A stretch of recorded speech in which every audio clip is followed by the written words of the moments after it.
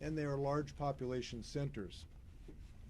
This prohibition could be expanded in the days to come, depending on the development of the virus. These counties could be removed at a future order as well. Now, in approaching to this issue, I think it's important to know this. This is an extremely dangerous event that we are facing, but we are not helpless. We have the ability to seize our own destiny and the safety of our loved ones by acting to do what is necessary and effective in reducing the rate of the spread of this epidemic. There is no magic silver bullet at the moment medically, but there is a very successful effort that we can take to slow the spread of this disease, and that's to reduce the social interactions that are not necessary in our lives. This is an effective tactic. It is at hand. All it requires is the will of active people to follow science and confidence that we're all in this together. And that's why we're taking these steps. I spoke with the Vice President about these strategies this morning. We've been in communication with the federal government on multiple levels, and they are going to be issuing some guidance shortly that is very much consistent with our thinking here in the state of Washington. I had a few suggestions to the Vice President. He's been very open to our suggestions over time, and we want to thank the agencies of the federal government that are assisting us in getting access to personal protection equipment and a variety of other things that the federal government is freeing from their stockpiles. These are not easy decisions. The decisions that we're making today and the decisions we probably will be making in the upcoming days are going to be profoundly disturbing to a lot of the ways we live our lives today. But I believe they are the right ones. They are the necessary ones. They are ones based on how we feel about our loved ones and their lives. They are based on science, and they're based on the fact that we're all going to work together to ameliorate the consequences for families and businesses. So I want you to know that in reaching this decision, it has been a weighty one. I've talked with our local and state and national leaders. I find a remarkable alliance and thinking that we share, and I'm very happy about the unity that we have on this issue. We've also consulted the world scientific community. We're very fortunate in Washington to have some of the best geneticists and epidemiologists and physicians in the world today. And they have helped us, but we've also looked at the experience of other communities to help us make this decision. We're starting with this prohibition through March for these 3 counties. It is very highly likely that that will be extended beyond March. Then that can be decided at that time. I want to make some comments about other things that we can do. And I want to reiterate that we are all leaders here, and the kind of things I'm going to talk about here are things that we can all do to pitch in. First, we can really remind high-risk populations that this is not a time to be going out into public and close contact. It's just too dangerous, and we need to help our loved ones think through that. I actually sent an email to my uncles, who I adore, today on this subject. I'm asking employers to make changes to how they do business. These include maximizing telecommuting options for as many employees as possible. We're doing this here in Washington. I've been very impressed by the creative leadership of the business leaders in Washington that are accommodating these needs. And people are doing it by the thousands in the state of Washington while keeping our businesses running. Now, we know there are many, many, many people who cannot telecommute. But those who can, we ask to explore those opportunities. We are asking business leaders to embed into their organizational systems social distancing. Now, this may seem a fairly benign thing, but it is a key to the success in slowing this epidemic. And we are asking business leaders to think today how you can reduce the distance of your consumers, your customers, and your workers in a way that can possibly allow you to continue. And we ask people to be creative and aggressive in this regard. This is key to our success. And I hope all business leaders in Washington State, from restaurants to large manufacturers, to think about that request. We may have more to say about some of our systems in that regard a little later. I'm asking our public transit officials to follow King County's lead on additional cleaning and sanitizing. And I know that they're doing that significantly right now. We have other things that all of us need to think about. Now, we're going to fight this epidemic as much as we can, and the reason is we do not want to see an avalanche of people coming into our hospitals with limited capacity. We have a solid plan for increasing capacity as far as possible to accommodate what could be thousands of people who need serious medical attention. But that will be stretched at best. So all of us have to think about ways to be creative to both increase that capacity and reduce the demands on that system. So if in your discussions with your physician or your hospital, they discuss with you the advisability of delaying elective surgery, please listen to them in this regard. We may need real critical care for thousands of people in the months as we go forward. I want to talk about schools. People are intensely interested in this issue. We have been doing a very, very deep search into the science about how to reduce the transmission rates associated with our children. The good news is that our children are relatively free of serious disease associated with this. But the best science tells us they still have the capability of transmitting the disease to other people they come in contact with. And so we are giving intense thought about what we can do in regard to our children. In that regard, I'm asking all of our school districts to immediately begin contingency planning for potential school closures in the next several days. We are asking them to do so because we know they care about our kids, but we also know that the schools can help us on providing the nutritional needs for children if in fact closures are required, and they can help consider what we can do for child care for parents if in fact closures occur. This is very important as we think about this, because we don't want to have nurses have to leave their employment at a hospital in the middle of an epidemic because they don't have child care resolved. So we're asking our school district leaders to bend to this task of figuring out what we can do in the event we have to make these decisions. It is expected I will give more guidance in the next couple of days in that regard. And I'll be talking to superintendents of the three counties I've talked about this afternoon. So I want to, conclusion, thank Washingtonians for helping lead the nation. Unfortunately, we know that the rest of the nation will be where we are perhaps in a couple or 3 weeks. And we hope that the things we're doing aggressively here can set a template for the rest of the country. I've talked to several of my colleagues and shared our experiences to date, and we want to help the country understand how to have a very vigorous, successful slowing of this epidemic. So with that, I want to now turn it to, is it Dow, are you up now? I'm to Dow Constantine, who's doing a great job as our King County executive. Thank you, Governor. Thanks to all of you for being here today. Welcome to King County's King Street Center. This is the headquarters of our Metro Transit, as well as many other agencies. I'm joined by the Director of Public Health, Seattle and King County, Patty Hayes, and our Public Health Officer, Jeff Duchin. I'm King County Executive Dow Constantine. I want to start by expressing our sympathies, our condolences to those who've lost loved ones. Many of us now know families directly who've been affected by the coronavirus, and we want to express our concern for those who have confirmed cases and are recovering. I also very much want to thank Governor Inslee for his leadership and for taking strong, decisive steps to help stem the outbreak.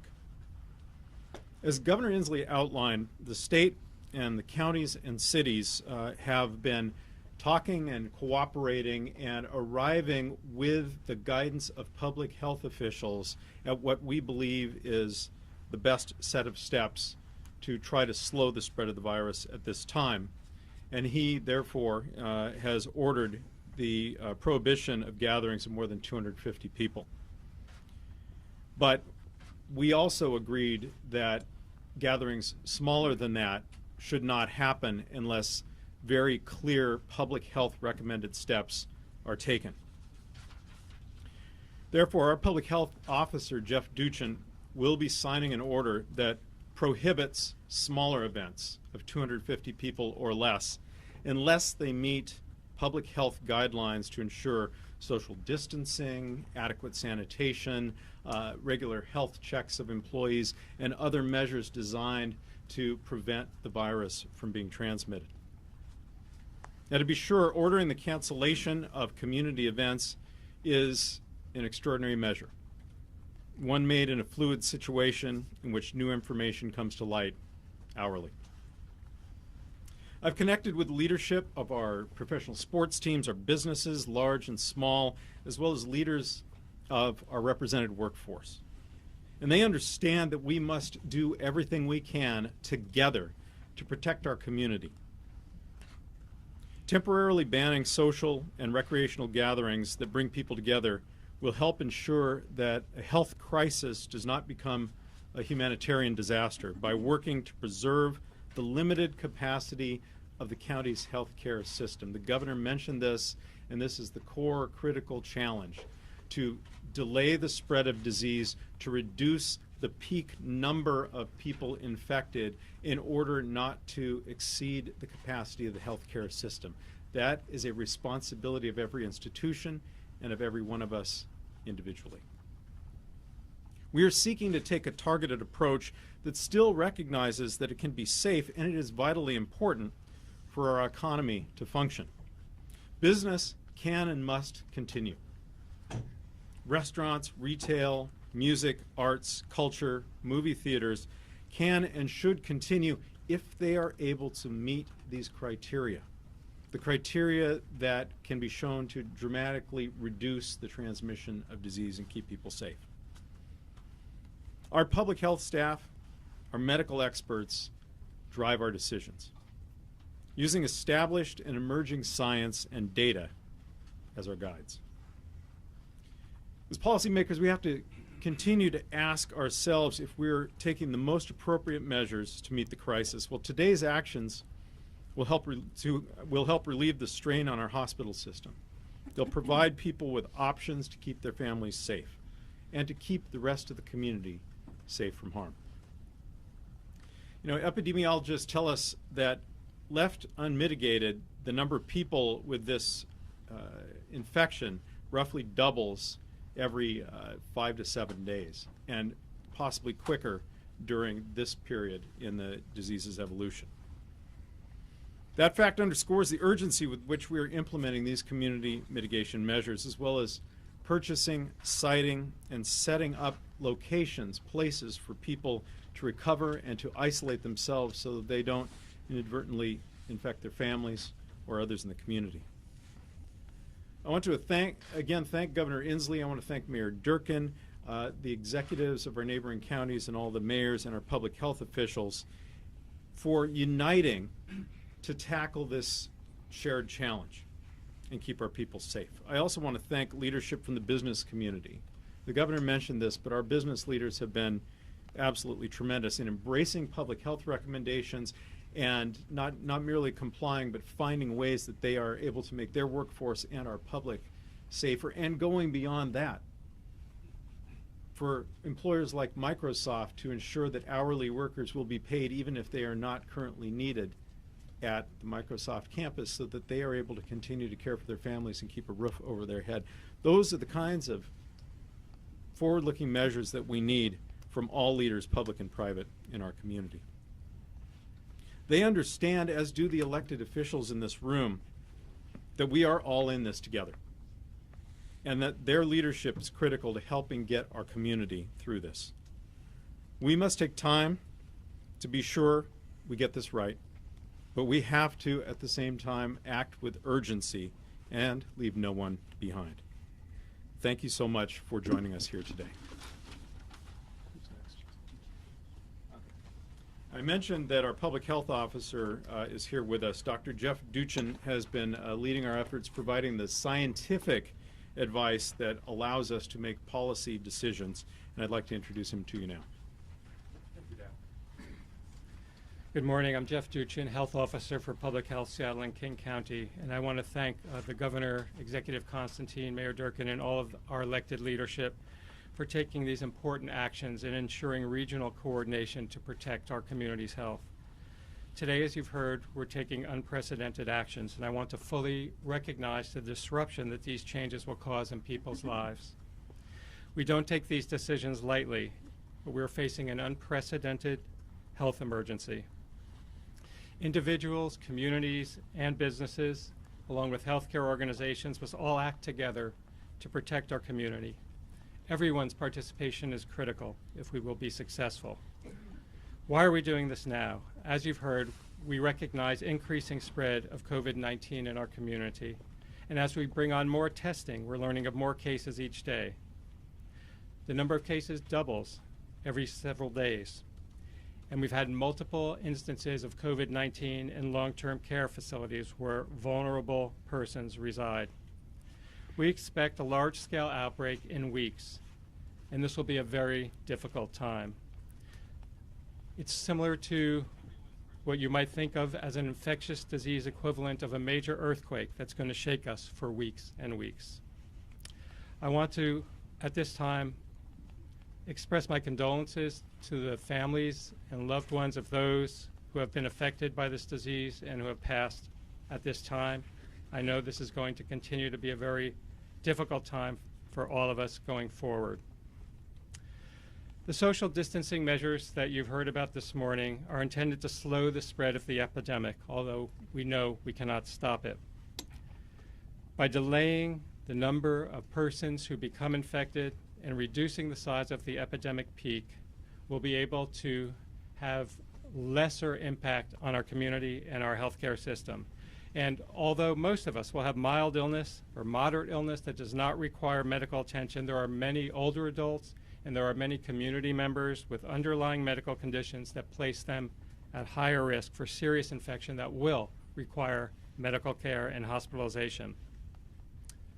Evidence from past outbreaks and recent COVID-19 outbreaks in other countries strongly suggests that early, comprehensive, sustained social distancing measures are needed to minimize the number of infected people and the number of serious infections among older adults and people with underlying medical conditions that increase their risk. We all must help to make sure our healthcare system can provide the medical care to those who will need it by minimizing the number of people who become ill and the number who become seriously ill. But regardless of what we do, the healthcare system will be very stressed. The actions we take now can lessen the pressure on the system so that more people who require hospital care can receive it when they need it. We all have people in our lives who are at high risk for severe illness from this virus. We all have a lot at stake. By taking steps now and acting together, we're not only reducing our personal risk of exposure and transmitting this disease, but we are reducing the risk of severe illness for those who are most vulnerable in our community. We know that the actions that we're recommending will create hardships, and we need to do everything we can to support one another. This outbreak will go on for weeks and likely for months. I appreciate that our policymakers and nonprofit partners who are working now to make all people able to provide. I appreciate that our policymakers and nonprofit partners are working now to support all people to be able to comply with the steps that we are recommending. As Executive Constantine mentioned, I'm issuing a health officer order this morning making other important recommendations to our community. Consistent with Governor Inslee's order, all events of more than 250 people are prohibited, and my order also prohibits, in addition, events with fewer than 250 attendees unless event organizers can take steps to minimize the risk to participants. This order is not intended for grocery or other retail establishments or for family events. I want to say just a word about schools. I want to reemphasize that school districts should prepare now if schools were requested to close in the near future for weeks to months, and be sure to develop plans to continue to provide necessary services such as medical and nutritional services to those students who need them if schools should close, and to provide a place for students if they have nowhere else to go. All of our school districts, city and county governments should think about the unintended consequences of our actions and plan to support our community. We'll be making additional recommendations for schools, workplaces, and businesses, and community-based organizations for individuals and families, and reinforcing that guidance that we have already issued today and in the future. I encourage all of those groups to look at the new, recently released guidance from the U.S. Centers for Disease Control and Prevention on Community Mitigation that went up yesterday afternoon, and begin to think about how they can take those steps that are described. Who's next speaker? Oh, I'm sorry. Okay. So I'd like to now introduce to you Bruce Damier, the Pierce County Executive. Thank you and good morning. I'm Bruce Damier. I have the privilege of serving the people of Pierce County as their executive, and I am thankful to be joined today by Tacoma Mayor Victoria Woodards.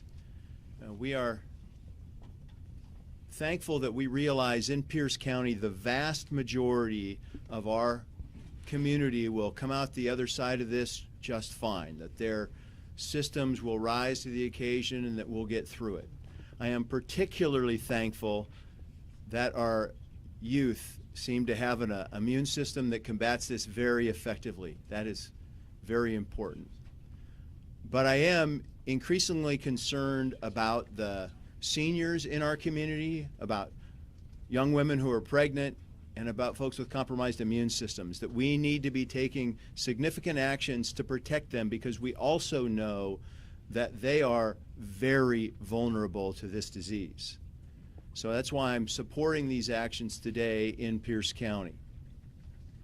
At the same time, we know that there's going to be consequences. And in particular, it is the season when many of our very important nonprofit community are holding their annual fundraisers. Tomorrow morning is the annual fundraising breakfast for the Emergency Food Network in Pierce County. The Emergency Food Network, as the name implies, is responsible for distributing critical food out to the food banks throughout our county. I think we all realize that probably now more than ever, perhaps, we need those critical pieces of our support to our community to be ready and out there doing that important support. So I'm calling on everybody in Pierce County, and certainly I think in the region, to make sure that we are supporting those critical nonprofits at this time. At the same time, Pierce County is culturally a rich and diverse community. And a key part of that community are our churches and faith centers. And this order will potentially impact many of them. At a time when church and faith is probably very, very important as our communities are confronting kind of uncertainty, some fear, some adversity, that connection to each other that faith communities offer is really going to be important. I am thankful that many of the churches and faith communities in Pierce County have already been planning for this. I can tell you that my own church is going to be live streaming their services so that they can continue to reach out and serve the people of their congregation, even at a time when they maybe can't come together for services. I'm thankful for that. This is a time when we need to redouble our efforts to care for our loved ones, our friends, and our neighbors. But I know we're going to get through this together. Thank you.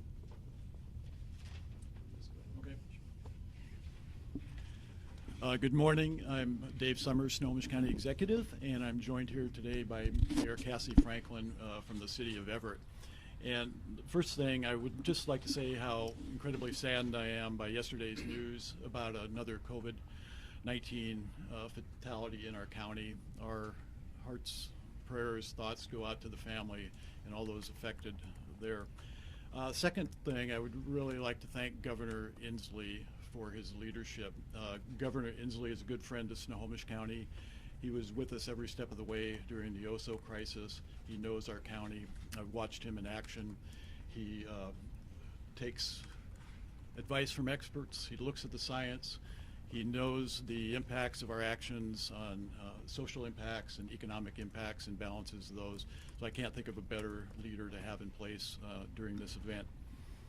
So I have two priorities for the residents of Snohomish County. We want to save lives and protect our most vulnerable populations, particularly the elderly and those with underlying health conditions. As a biologist, I strive to have my decisions be science-driven also. When our health officers make recommendations, we listen to them. We must listen to them. We are going through careful, studied deliberation for every decision facing us, looking at whatever science is available and also looking at the impacts on our community. We are working hard to reduce, to the extent possible, negative impacts on our residents. The decisions announced today and those yet to be announced are serious. We know they have effects on people's lives. We know they're going to disrupt lives and impact people across our communities and our businesses. But we must take them to save lives and reduce the burden on our healthcare system. They are necessary actions. But it is important, you've heard this already, to remember that personal responsibility is the first line of defense and the first line of action here. I'm amazed as I drove in the lateness of the traffic, under an hour from Monroe, which is sometimes 2 hours. But our citizens and residents are doing an amazing job of taking personal action. I just want to emphasize that each of us is responsible for our health and our decisions and our families, and you're doing a great job. Keep it up. It's also important that we're working together as a region and with the state, our counties, and all our health districts and all our partners within the region.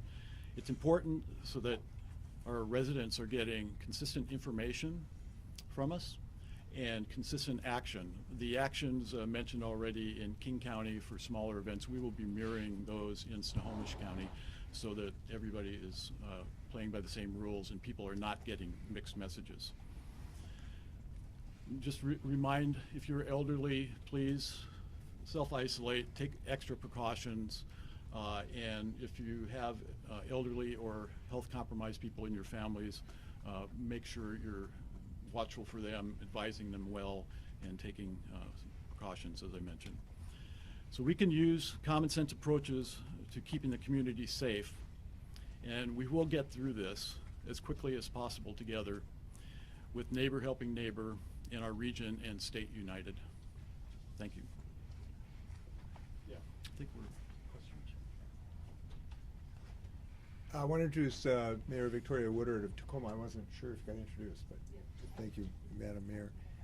Just a couple words before you stand for your questions. A lot of information is scientific, but some is anecdotal, and it all counts. My wife Trudy was just showing me an email or a text from a woman in Italy. I spoke to our ambassador to Italy about what was going on in Italy right now, and I have to tell you, looking at that vision and thinking that that could be us is very, very disturbing to me, and that's one of the reasons we're taking action today. And some people continue to believe that this is some kind of minor problem and that there's an overreaction to this, that this is just kind of flu again. Here's an interesting text, and I'm going to edit it because there's some colorful language in it. Stop saying it's just flu or severe flu. Please come and see our intensive care units in northern Italy. People can't breathe, and we don't have where to put them, you blank idiots. We got to listen to science, we got to look what's happening here, and we got to act. And I'm just sharing good news with you in the America today. We can act, and if we do act, we can flatten the rate of this epidemic, and we can succeed. And it is not going to be easy. We are going to have to change our lives in ways that are uncomfortable if we're going to succeed as a community. And I am reminded at what Winston Churchill said during the Blitz is, all I have to offer you is blood, toil, tears, and sweat. And yes, we're going to have disturbances, but we are going to get ahead of this epidemic, and we're going to reduce the number of our loved ones that would otherwise have a fatal a loss to our families. And I just want to ask Dr. Duchin to come up and explain about what flattening the curve means and why we believe we can succeed here. Dr. Duchin, could you come up, and he's going to make reference to a study. And could you do this on the other side? Is that okay? Yeah. So Governor Inslee has provided a graphic. Oh, hold on just a second. Oh, Mike, I'll come to the mic. put this That's where fine. we can- Yeah, I don't need to be there. We can just put Jeff this where Duchin, the Public Health, doctors- Saddle and King County. Governor Inslee has provided a graphic from one of our local researchers, Trevor Bedford at Fred Hutchinson Cancer Research Center. He's a modeler, and he's a evolutionary biologist and a geneticist. And basically what he shows here is that on about our date here today, he's estimating that we may have up to 1,000 cases in the community. And the blue line shows what will happen if we don't implement any social distancing or community mitigation measures to flatten that curve. The various other lines show that with social distancing and community mitigation measures that would reduce social interactions by 25% or more, we can see meaningful reductions in both the rate at which people become ill and the total number of people that become ill in a given time frame. Now, we obviously will need to implement these measures over a very long time, and people need to be prepared for that and understand how they're going to cope with reducing their ability to move about freely as they usually do and restrict their activities so that they will be less at risk of acquiring this infection and spreading it to others for many weeks to months.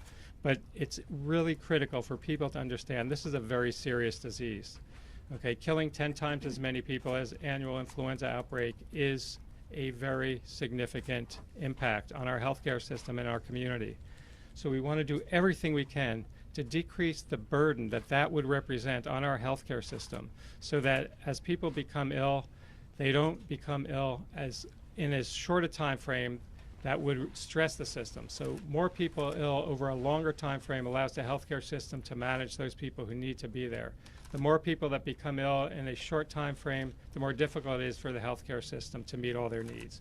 So this is critical information that we have from our colleagues here, but it's also very consistent with what's been observed elsewhere in the world where these outbreaks have started, they've accelerated, and then social distancing measures were put in place that led to reductions in the rate of infections and the total numbers of infections. And we've seen that in China, for example, those communities that put those measures into place earlier did much better than those that didn't recognize the outbreak until they were way up on that curve.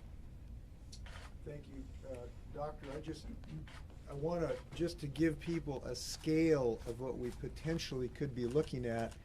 This is a model that goes through April 5th, and it shows infections just through early April in the realm of 25,000 Washingtonians if we do not act. And that curve, unfortunately, continues to go up so that it probably continues to double every week or so. So by mid-May, we could be looking at over 60,000 people infected with the consequent fatalities associated with this. This is something we need to act on, and with that, I'd be happy to stand for your questions. Yes? Governor, how does any of this get enforced, and how does this also apply to, say, airports and casinos, where there are more than 250 people at one time? So this is an order by the governor, and the governor has the ability through an emergency order this. This is legally binding on Washingtonians. It is statutorily not only allowed, but I think required under these circumstances. And we fully expect that all Washingtonians will comply with this order. And the reason we're confident of that is, one, people are showing greatly responsible behavior so far. And we know the clear science on this, and we're very scientifically literate people in Washington State. So I am confident that Washingtonians are going to accept this order and going to abide by this order because they understand the consequences would otherwise be severe to their loved ones, and that's what really counts here. Now, enforcement is, I guess what I'm saying to you is we don't expect enforcement to have to be involved. We're accepting the good judgment of Washingtonians to follow that, and I believe that's going to happen. Yes. As far as airports and casinos, though, follow up. This is not shutting down airports. There's some treaty issues on particular tribal things we're having further discussions about with the tribes on it. Let me back up though. Just say, this is an order. If somebody is consciously avoiding it, willfully, and the state knows about that, there are measures to have legal means to stop that from happening. But I don't believe people are going to do that. I had a discussion with John Stanton the other day of the Mariners, and you know, missing a home opener is a big, big deal to the state of Washington. But I think he and others understand the importance of health, and I think we're going to have acceptance of this. Yes? Governor, can you or somebody explain how we got to the 250 number? Like, how was it decided 250? Yes. The question is why 250? First off, there is no magic number written in the stone tablets, and any number is to somewhat degree not, you know, precise in any algorithm. What we did after long consideration, talking to local leaders, talking to scientists, talking to the CDC, concluded that this was a level that you really, if you have a gathering over 250, you really can't control the crowd to do social distancing. Below 250, we thought probably business owners, organizers could take measures to keep people apart. We do not want to see people shoulder to shoulder in bars from now on. That is just totally unacceptable. And we thought over 250, it would be impossible to exercise those type of reasonable measures. I appreciated my discussion with the Vice President on this subject today. I think you're going to see some guidance from the federal government that is pretty consistent with ours in this regard. Governor, yes. Governor, will you be using the National Guard, calling them out as the governor of New York has done? They've set up a containment site. That's not being done here. But will you employ the National Guard soon? Yeah, that containment discussion is a little misnomer. I listened to the mayor of, is it New Rochelle, I believe, today. It's less a containment zone than it's sort of been portrayed. But yes, we have a great National Guard. We'll use them as necessary. We've been having the National Guard helping in our EOC today, and they're doing a great job. You know, the sort of logistical help and the like.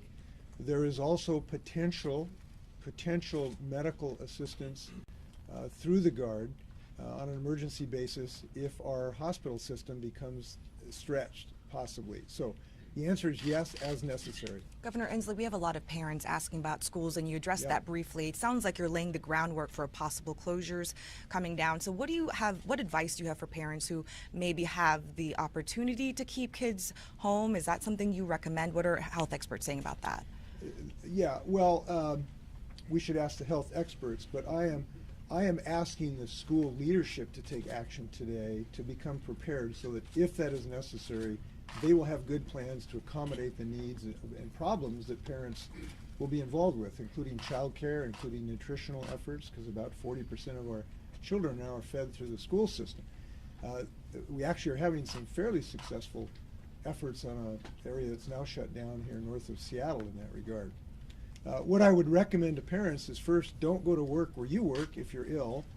Wash your hands. Talk to your grandparents and your uncles and aunts and encourage them not to go out in public more than is necessary. And then listen to us as a community for further recommendations. As I've indicated, we do need the schools to be thinking about this beginning right now, and we'll have more to say in the next few days. Governor, you mentioned... Just hold on a second, we're just going on. Yeah, go ahead. How far does this extend to personal events like parties, like weddings, like funerals, and then what are the penalties exactly for not abiding by the ban? The penalties are you might be killing your granddad if you don't do it. And I'm serious about this. The principal reason this is going to work is for people to understand the consequences of lack of community responsibility. And if you're thinking of having a 1,000-person wedding right now, you can't do that legally. And the reason is because we care about the grandparents that might attend. And so that's the principal motivating force here. So it does apply to social gatherings and family gatherings, and over 250. And what King County has done is to say if you have an area below 250, some social event, we want social distancing to the extent humanly possible. Can we get in county Yes. that they're going to be enforced? I'm sorry? For people, a question for Executive Constantine. Yeah. How is that going to be enforced, and are you talking about restaurants, or are you talking about? No, so the 250 number is not about restaurants, but we are going to have specific guidance for restaurants and grocery stores and other institutions.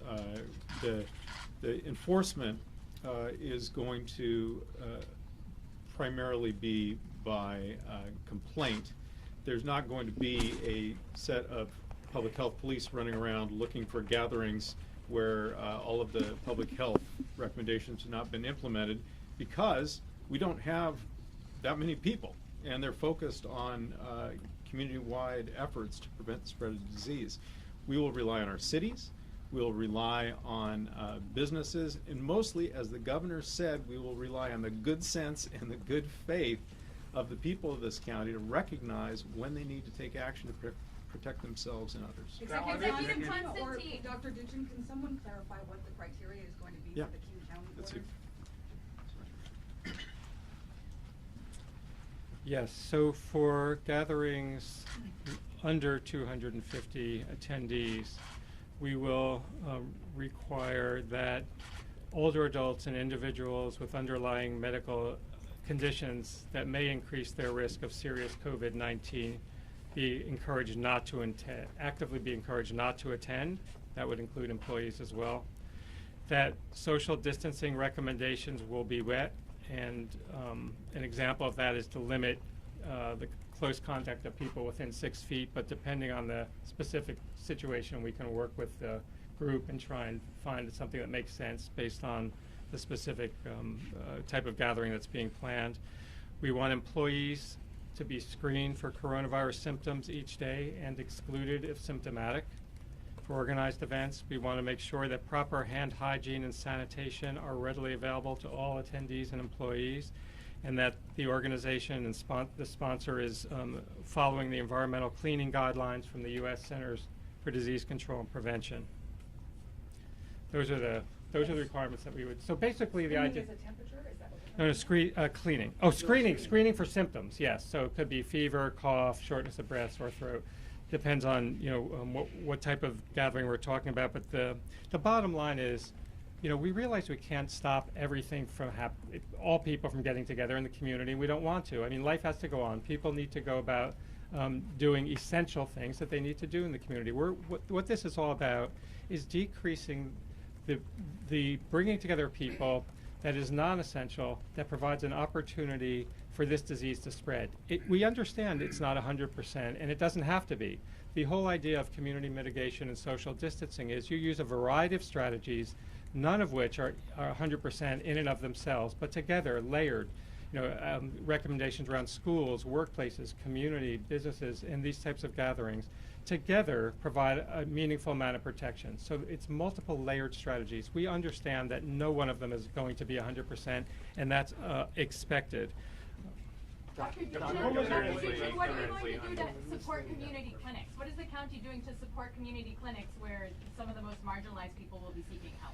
Yeah, so our healthcare provider community in general, we've been trying to get them as much information we can about the evolving guidance that comes out about this new disease from our colleagues at the Centers for Disease Control and Prevention. So guidance on how to prevent people who don't need to be there from coming in. This is critical. The message that everyone should hear right now is if you don't need to be in a healthcare setting, don't go. And that's both for people who are ill, who don't need to see a physician, can manage their symptoms at home, but also for visitors. We want people to understand this is not a good time to be visiting any healthcare facility unless it's essential. So providing real strong guidance on triage, so phone systems and other ways to get information to their patients to help them understand whether or not they truly need to be there.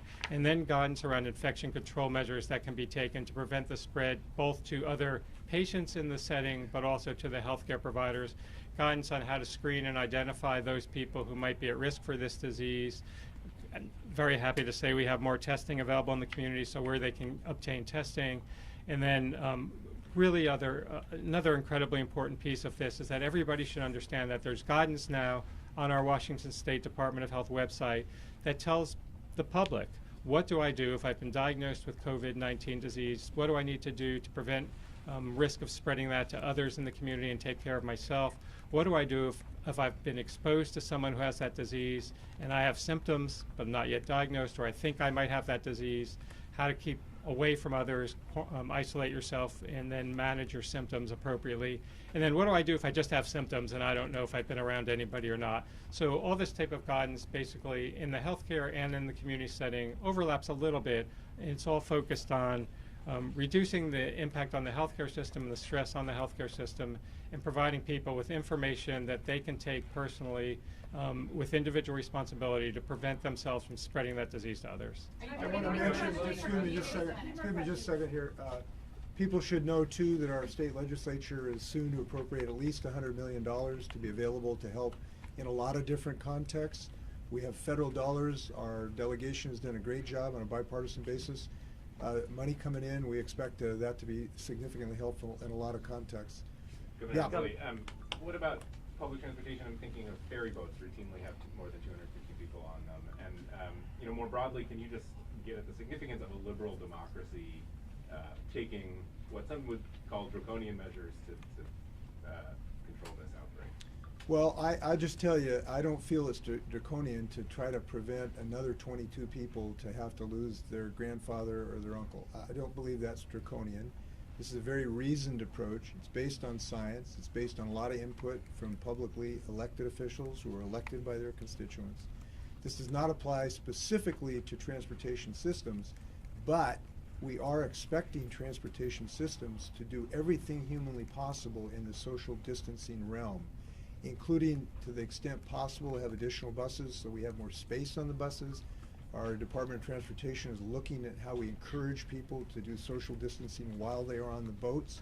So that is something we're going to intend to do. I just believe that we are acting both responsibly and we're acting in a democratic basis, which elected leaders are taking responsibility for this. And I got to tell you, this is not easy work. I wish I didn't have this on my shoulders right now. I wish it was on somebody else's. But it is our responsibility to protect our community, and I think we're doing reasonable things. Two more Yes. questions. Let's take, you had one here, right? Yeah. With the SMA data right now, would you guys consider, or is that in the future possible worst case, the city gonna be shut down, like China? Well, listen, that's exactly what we're trying to avoid. We do not want to be in a position that some of the China communities have been, or some of the Italian communities, and that's exactly why we're doing this, to not have to consider those things. Can you eliminate those things from possibly? Of course not. We can't. But let's be confident in our ability to do everything we can to avoid that. Yes? Governor, I'm curious, what is your message to the Asian American community that right now feels very targeted because this disease originated, or these was discovered in China? Listen, I really appreciate you asking that question, because we're very proud in the state of Washington to not allow fear or hate drive us apart or to in any way target any community, and that's an understandable concern. We're doing everything we can to encourage Washingtonians to be what we've always been, which is really loving of whoever you are and wherever you're from. I went to a good Asian American restaurant the other day to try to demonstrate the fact that we ought to continue to be friends with everyone in the state of Washington, and I will continue. And if anyone has an incident like that, you call me or Dow, and we'll work on it. Governor, is there any? Governor, Is the homeless population at risk? I'm sorry? Is the homeless population at risk, and if so, what's being done to help them? Yes, we're very concerned about unsheltered people, and that's one of the reasons I'm glad that the legislature will shortly pass my proposal, or very close to it, to put tens of millions of dollars into helping the unsheltered people even before the COVID virus. But we are going to have, like I say, a minimum of $100 million available to help. We are intensely looking for opportunities to help the sheltered people who need shelter and also potentially need to isolate themselves. Executive Constantine has done some good work looking for alternatives. In our state, we have adopted places to do isolation down at a former juvenile rehabilitation center. We now have people you can isolate safely in an RV, and we are continuing to develop those systems, extremely important. I want to thank you. Be well, wash your hands, care for your family. Thank you. Speakers this way, speakers this way, please. Down. Speakers. Now.